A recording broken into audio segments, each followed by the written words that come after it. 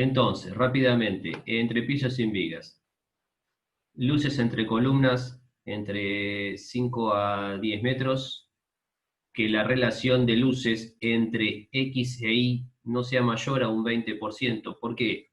Porque la altura de la losa está condicionada en función de la mayor longitud o luz entre columnas. Entonces, si en un sentido es mucho más grande la luz que en el otro estaría teniendo una altura mucho más grande que no le estaría necesitando. Entonces, la idea es que tenga un trabajo similar en ambos sentidos, ¿sí? Y que no tenga una altura solamente exclusivo por la luz en X, por ejemplo, nada más, y que en Y esté muy sobrado en altura. Que más o menos formen una cuadrícula, ¿sí? Que no haya mucha corrimiento en las columnas, como dice acá, corrimiento máximo de columnas de 0,10 de la luz, ¿sí? Entre columnas, ¿sí? Que esta distancia no sea muy grande. Por ejemplo, si nosotros tenemos una línea de columnas, ¿sí? La idea del entrepiso sin viga es tener líneas de columnas en X y en Y, para hacer los cálculos, porque se van a considerar como fajas, ¿sí? Entre las columnas cuando uno hace el cálculo. La altura total era la luz mayor, ¿sí? Entre bordes de columnas, ¿sí? Luz interna, ¿sí? Dividido 30. Y acá dice si tiene ábaco o capitel, que es un ensanche que se le hace a la columna por debajo, ¿sí? Podemos hacer la luz sobre 33 si llegamos a tener un ábaco o un capitel. Entonces, íbamos, lo que buscábamos era que tener los momentos equiparados en los tramos internos y externos y en los negativos, ¿sí? Y para eso, para que sean similares, lo que hacíamos era que las luces de de los lados exteriores con respecto a los interiores sean más chicas, ¿sí? Porque si no, los momentos en los tramos exteriores, ¿sí? De toda esta tira de columnas, por ejemplo, en este lado, si nosotros hacemos una continuidad, este, este valor, ¿sí? Nos daría, si todos fueran iguales, nos daría momentos más grandes. Entonces lo que hacemos es achicar las luces de los lados exteriores para equiparar los momentos, y lo que buscamos es que los momentos nos den en estos valores, que es Q por L cuadrado sobre 16. Eso nos da, cuando consideramos un 83% de la luz de los bordes con respecto a las luces interiores. Y si llegara a haber voladizos, para equiparar esos momentos y que sean todos similares, con Q por L cuadrado sobre 16, tanto los tramos como los apoyos, el valor del voladizo que sea del 35% de las longitudes de las luces. No quiere decir que sí o sí tiene que ser este valor. Esto nosotros es una simplificación para el cálculo. Después en un proyecto no necesariamente ustedes tienen que ser así, digamos. Esto es lo ideal y una forma de, digamos, equiparar momentos. Después, si ustedes hacen un proyecto o un diseño, no necesariamente tiene que tener estos valores, ¿sí? Puede tener otros valores, va a dar otros momentos, va a dar momentos distintos. Esto es una simplificación en el cálculo que nosotros vamos a hacer.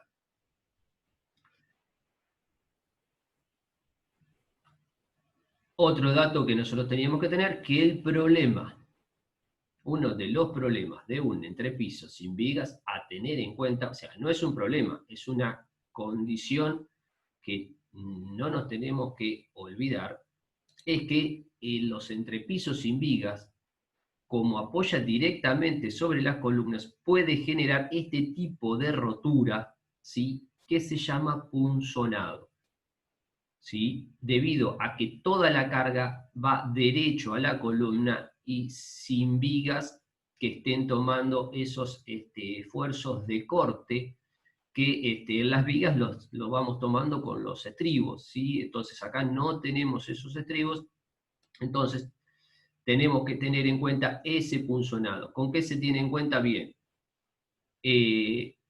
la altura de la losa, el tamaño de la columna, ¿sí? La resistencia del hormigón que estemos utilizando, ¿sí? O sea, la calidad del hormigón, si es un H17, si es un H21. Eso influye en la resistencia al punzonado. Entonces, veíamos que la posibilidad de rotura entre una losa y la columna se daba con un ángulo aproximadamente a 45 grados, o sea, una fisura a 45 grados. Entonces nosotros tomábamos que una posible rotura alrededor de esta columna, por ejemplo circular, se da con un diámetro, esa rotura se da con un diámetro que sería el diámetro de la columna más la mitad de la altura útil de un lado más la mitad de altura útil del otro, entonces sería el diámetro de la columna más la altura útil de la losa. Sumando mitad de un lado, mitad del otro, nos daría la altura útil total. ¿Sí? Y tendría esta forma de cono, pero nosotros la simplificamos a esta, ¿sí? Considerando eso que estaría pasando por el centro, lo que en realidad sería un cono, la rotura, ¿sí? La simplificamos a este tipo de rotura.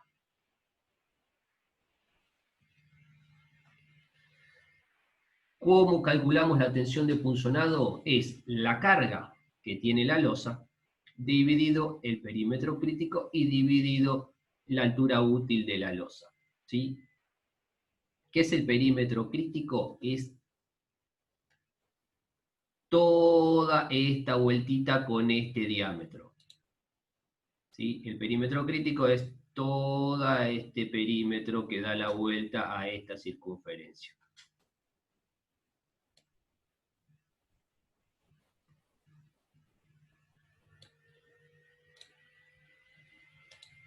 ¿Sí? Y después la tensión de cálculo admisible o la tensión admisible al corte, ¿sí? Si es un H17, está en el orden de 7 kilos por centímetro cuadrado. Si llegamos a tener un H21, esto va a ser más grande. Se suelen colocar armaduras para controlar el punzonamiento, ¿sí? Si la fisura era 45, fíjense que esta barra doblada así está cortando la posible fisura o cosiendo la posible fisura que se pueda generar.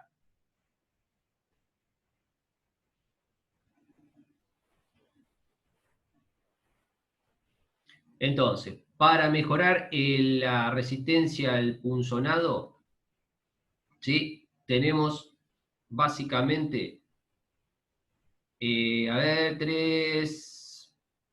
4 condiciones. 5.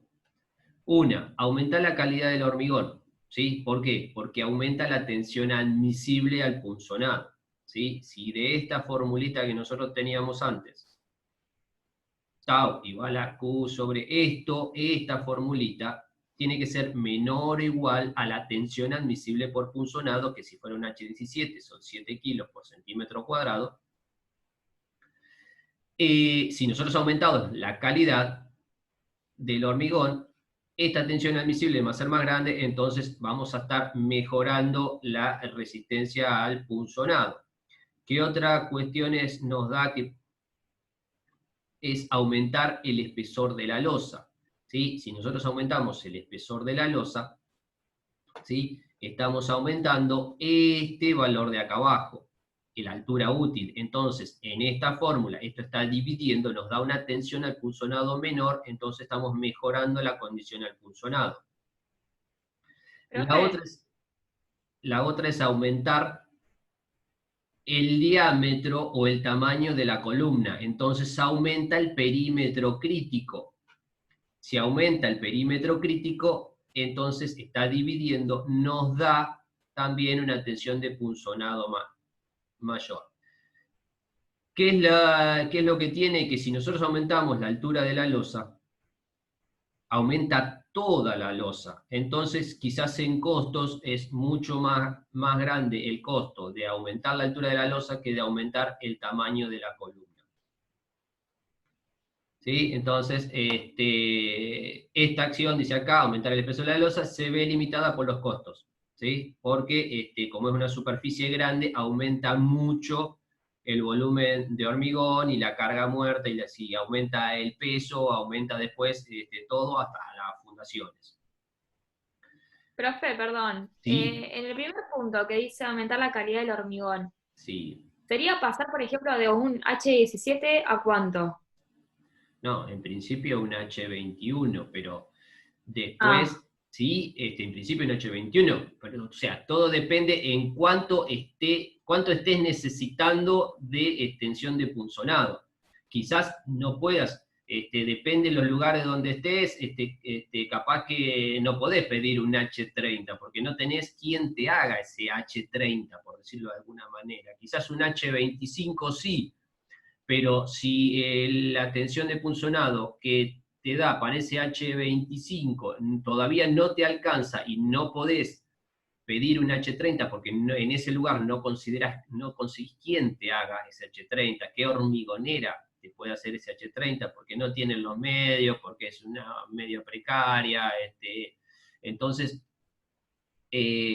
no es que vos decís, ah, bueno, sigo aumentando la calidad del hormigón y chao, resuelvo el problema de punzonado. No, por lo general estás limitado en el hormigón hasta un cierto punto y después tenés que empezar a recurrir o a aumentar, por lo sí. general,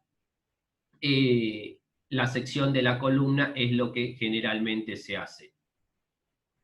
Si ustedes estuvieran en el aula de la Facultad de Arquitectura, en el aula 12 y 13, que hay unas columnas cuadradas muy grandes en el centro del aula, ¿sí? Esas columnas, el tamaño de esas columnas no es por la carga que viene por la columna, porque son pocos pisos para el tamaño de la columna, es por una cuestión de punzonado, porque eso es un entrepiso sin viga, ¿sí? En el aula 12 de la Facultad de Arquitectura de La Plata, ¿sí? Entonces, como por ser un entrepiso sin vigas, el tamaño de esas columnas es más grande.